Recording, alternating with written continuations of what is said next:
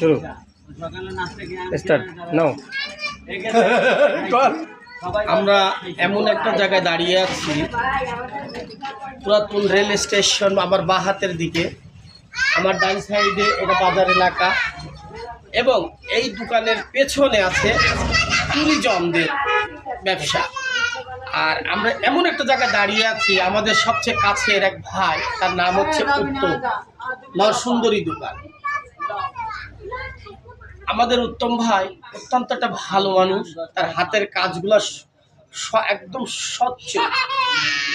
বহুত দূর থেকে মানুষ এখানে আসে তার কাছে, তার মুখের ভাষাটাও মিষ্টভাষী। সে মানুষটা মিশুক, আমার পাশে বসে আছে, তার জন্য সবাই দোয়া করবেন। সে যেন আমাদের মাঝে সব সময় থাকে হাসি খুশি মুখে। এই বলে আমার বক্তব্য শেষ করলাম। সবাইকে ধন্যবাদ।